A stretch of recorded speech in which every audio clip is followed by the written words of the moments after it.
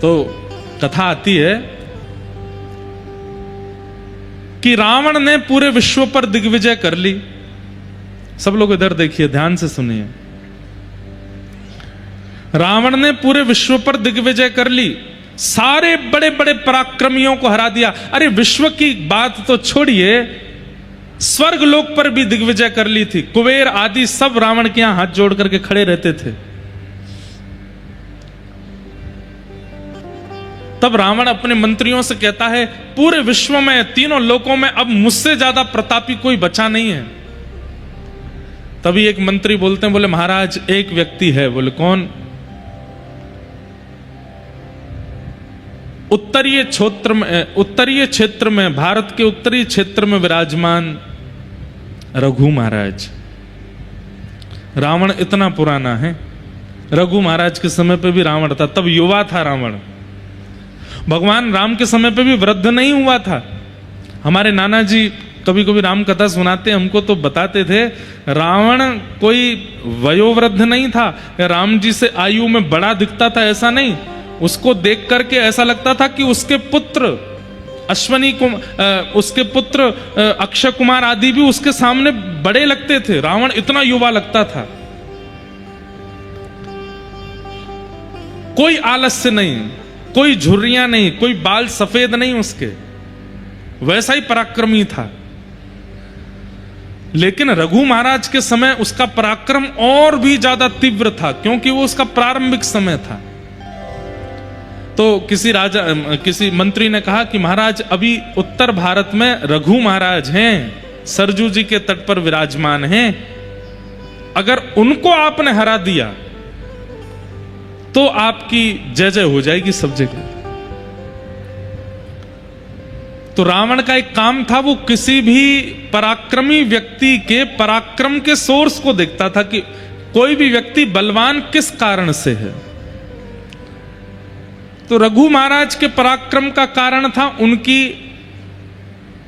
पतिव्रता पत्नी। रघु महाराज की पत्नी ऐसी पतिव्रता नारी थी कि रघु महाराज के अलावा किसी भी पुरुष को उन्होंने दर्शन किया, या तो भाई रूप में देखा, या पुत्र रूप में देखा, या पति रूप या पिता रूप में देखा। पति रूप में तो केवल वो रघु का ही दर्शन करते थे। और भी कई जो पातिव्रता नारी के नियम होते हैं सबका पालन वो करती थी। तो रावण ने मन में विचार किया कि अब मुझे उत्तर भारत जाना चाहिए और रघु महाराज को हराने का प्रयास करना चाहिए। तो रावण उत्तर भारत गया और सरजू जी के तट पर बैठे हुए रघु महाराज के चरणों में जाकर के रावण ने पहले प्रणाम किया और प्रणाम करके कहा, महाराज मैं आपका शिष्य बनना चाहता हूं, आप कृपा करके मुझे पराक्रम बल का अनुभव कराइए। तो रघु महाराज बोले, पहले संध्या वंदन करो, हमारे साथ बैठ जाओ। तो संध्या करने लगे, गायत्री संध्या सरजू जी के तट पर। रावण भी ब्राह्मण तो था ही, संध्या वंदन जानता ही था, बैठ करके संध्या कर रहे थे। तो संध्या के समय एक अघमर्षण का जल होता है, हर ब्राह्मण संध्या करते हैं तो हाथ में जल लेकर के अघमर्षण के जल में ऐसे श्वास छोड़ी जाती है, और अघमर्षण का जल जो होता है वो ऐसे भुजा उठा के पीछे डाला जाता है या इधर से पीछे फेंकते हैं। कहते हैं अघमर्षण का जल यदि हरे भरे वृक्ष पर गिर गया तो वो सूख जाएगा।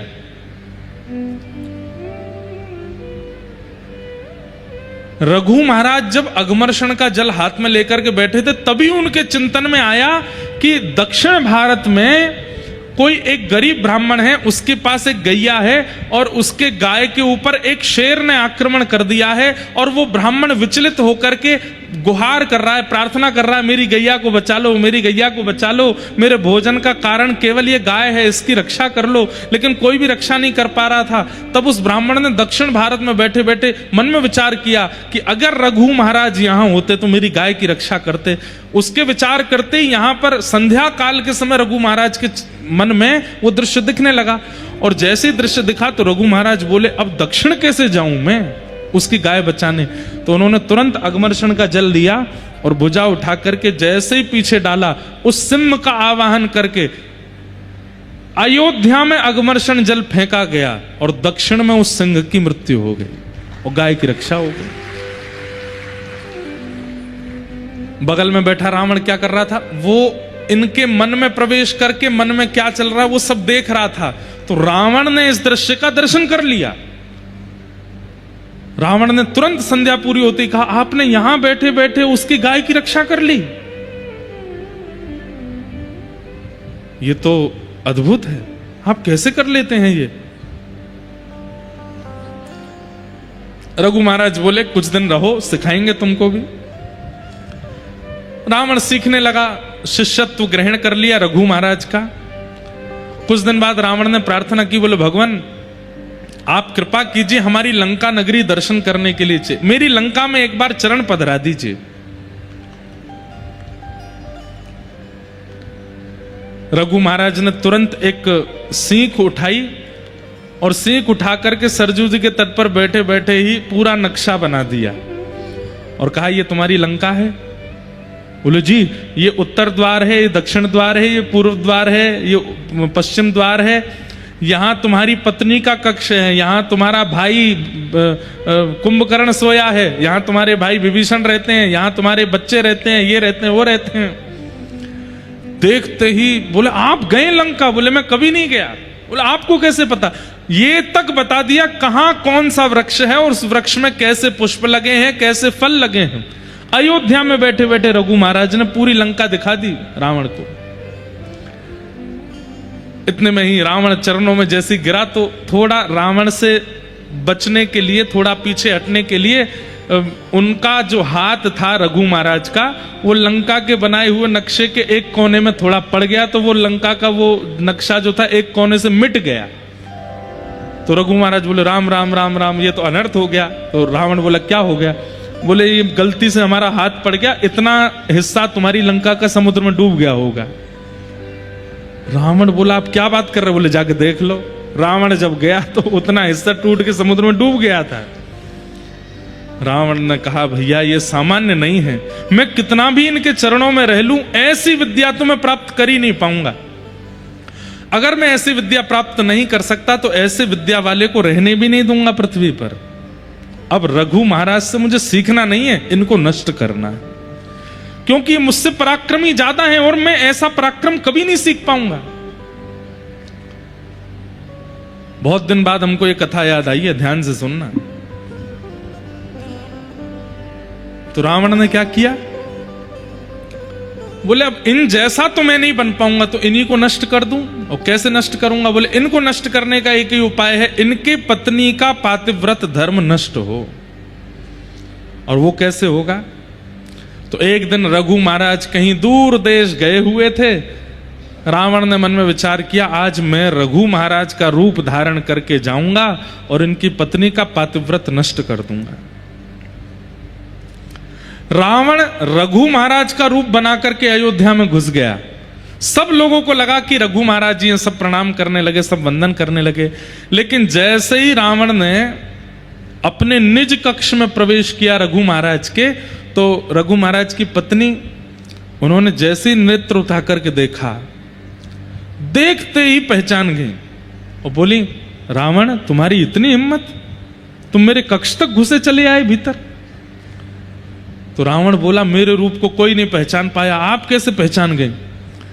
तो बोले रघु महाराज का एक नियम है। और क्या? वो जब अपने राजभवन में प्रवेश करते हैं तो उनके मस्तक पर अयोध्या के रज के कण दिखाई देते हैं। वो नित्य अयोध्या को प्रणाम करते हैं, यहाँ की रज को लगा करके आते हैं, और तुम्हारे माथे पर वो रज दिखाई नहीं दे रही।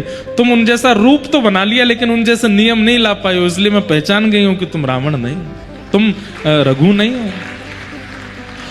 और भी कई नियम हैं। रघु महाराज जब कक्ष में आते हैं तो वो सीधा मुझसे बात नहीं करने लगते, उनका एक नियम है, उनका एक शिष्टाचार है, वो तो तुम सीख नहीं पाए। केवल रूप बनाने से कोई रघु महाराज थोड़ी हो जाएगा। तुरंत आज्ञा कर दी, बोले इसको बंदी बना लो। बंदी बना लिया। रघु महाराज आए तो पत्नी ने सारा सत्य वृत्तांत बताया। बोले आपका शिष्य बना घूमता है, आपका रूप बना करके मेरा पातिव्रत नष्ट करने आया था। तब रघु महाराज ने तुरंत एक बाण संधान किया और कहा रावण आज तेरा वध मैं करूंगा। इतने में ही ब्रह्मा जी प्रकट हो गए। क्योंकि रावण ब्रह्मा जी की खूब उपासना कर चुका था, शंकर जी की उपासना, देवताओं की खूब उपासना उसने करी थी। ब्रह्मा जी प्रकट हो गए, प्रकट होकर के कहा, हे महाराज आप कृपा करो, इसका वध मत कीजिए। बोले क्यों नहीं करूं, आप क्यों इसका बचाव करने आए हैं, ऐसे राक्षसों को क्यों चाहते हैं कि आप जीवित रहें? तो ब्रह्मा जी ने कान में बताया, क्योंकि भगवान ने संकल्प लिया है कि वे आपके वंश में अवतार लेंगे और वे आपके वंश को सुशोभित करेंगे अवतार धारण करके, और अवतार धारण करके वे ही इस राक्षस का वध करेंगे। कृपा करके आप इसको मत मारिए। रघु महाराज बोले अब तो बाण चढ़ गया, अब तो हमने संकल्प ले लिया। पहले ऐसे नहीं होता था कि गोली भरी और जिसको मन था कर दिया।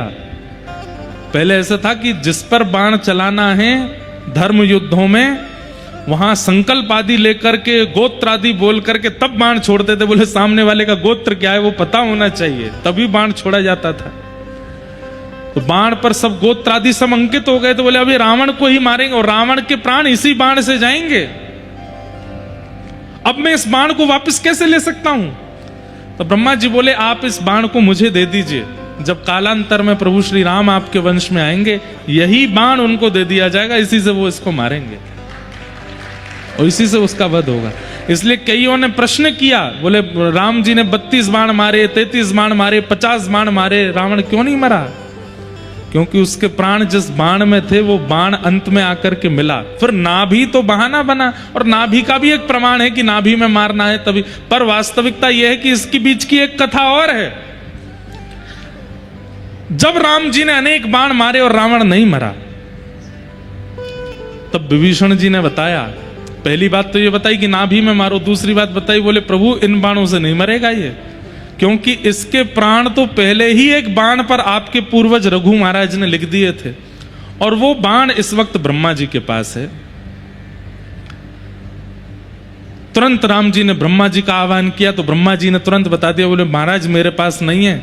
बोले जब मैंने रघु महाराज से बाण ले लिया था तो रावण ने देख लिया था, रावण को पता था कि मेरे प्राण इन्हीं बाणों में हैं, तो रावण ने खूब घनघोर तपस्या करके मुझे प्रसन्न करके वरदान मांगा। तो मैंने कहा वरदान मांगो, तो इसने वरदान में वही मांगा कि वो बाण मुझे दे दो जिसमें मेरे प्राण हैं। राम जी बोले तुमने दे दिया होगा। बोले प्रभु मैं भूल गया था कि वो बाण मांग सकता है। बोले फिर क्या हुआ? बोले वो बाण ले जाकर के इसने लंका में कहीं छुपाया है, अब वो नहीं पता कहां है। राम जी चिंता में बैठे, बोले रावण मर नहीं रहा है, इसका तो एक बाण में प्राण है। हनुमान जी महाराज आए, बोले भगवान कितना भी बड़ा राक्षस हो, कितना भी बड़ा धनवान व्यक्ति हो, कितना भी बड़ा बुद्धिमान व्यक्ति हो, वो अपनी गोपनीय से गोपनीय चीज किसी को नहीं बताता सिवाय अपनी पत्नी के। अपनी पत्नी को जरूर बताता है, और विशेष रूप से तब जब पत्नी भोली हो, सीधी हो, पत्नी को जरूर बताया था, देखो इतना लाख रुपया यहां रखा है, इतना करोड़ उधर रखा है, कल को मुझे कुछ हो जाए तो तुम ले लगे बच्चों का पालन पोषण कर लेना। बोले महाराज ये बात किसने कही? हनुमान जी, इसीलिए तो वो बुद्धिमान हैं। हनुमान जी महाराज की बुद्धि की पराकाष्ठा हनुमान चालीसा में सब बोलते हैं।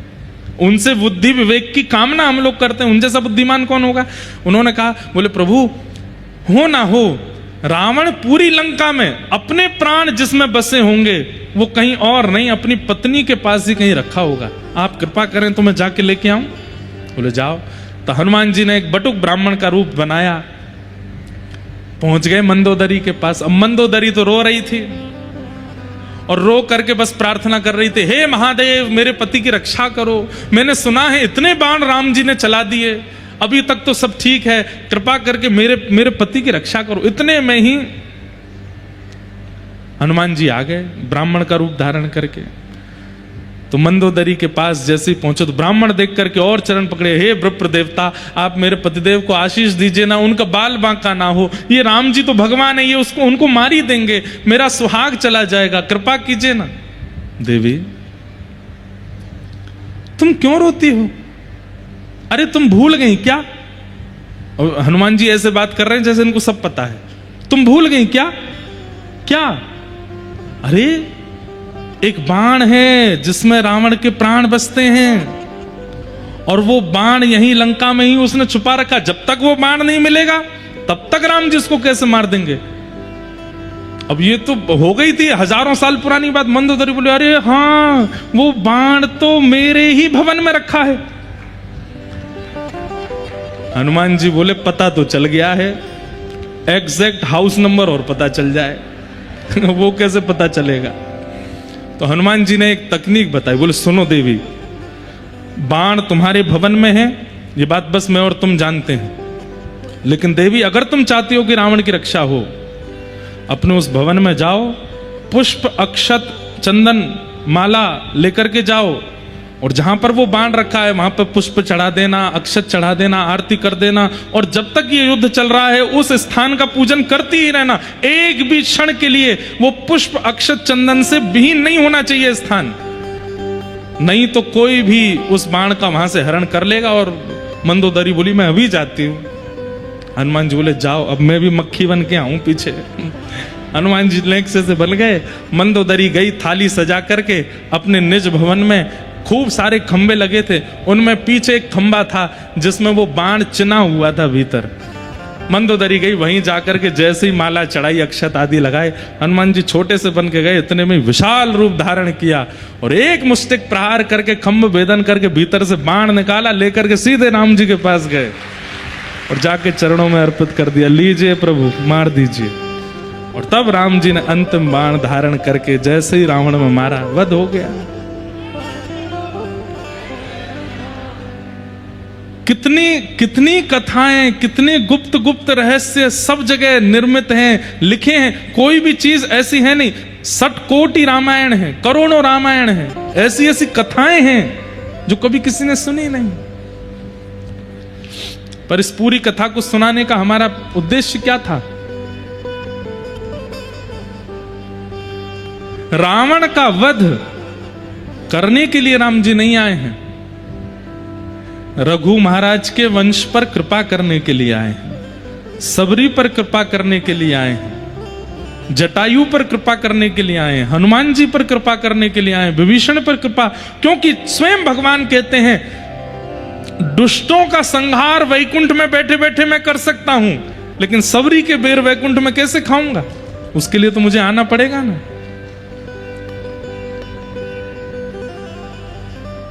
भाई, किसी अप्रेमी व्यक्ति का त्याग तो आप घर में बैठे बैठे डिसीजन ले लोगे कि मैंने उसका त्याग किया, लेकिन किसी को स्वीकार करने के लिए तो उसके पास जाना पड़ेगा ना। आपके 100 मित्र हैं, 100 में से एक से आपका मन उखड़ गया तो उसको बोलने थोड़ी जाओगे कि भाई मैं तुझसे दोस्ती तोड़ रहा हूं। घर में बैठे अरे यार इसकी बातें बड़ी खराब हैं, इसकी आदत बड़ी खराब है, अब कल से मैं इससे नहीं मिलूंगा, हो गया अनफ्रेंड, तोड़ दिया संबंध। लेकिन किसी से मित्रता करनी होती है तो उसके पास जाना पड़ता है, उससे मिलना पड़ता है, उसके पास बैठना पड़ता है, उससे बातें करनी पड़ती हैं। राक्षसों को तो वध करना, वध तो ठाकुर जी कहीं से भी कर सकते हैं, लेकिन जिन भक्तों पर अनुग्रह करना है उसके लिए तो उनको जाना पड़ेगा। इसलिए ठाकुर जी का अवतार राक्षस वध के लिए नहीं हुआ है, भक्तों पर कृपा करने के लिए। हमारे लिए आए हैं ठाकुर जी, राक्षसों के लिए थोड़ी आए हैं। तो पहला प्रश्न, भगवान के अवतार का श्रेय किसको जाता है? हमको जाता है। हमारे लिए आए ठाकुर जी, आपके लिए आए ठाकुर जी, वो राक्षसों के लिए थोड़ी आते हैं ठाकुर जी।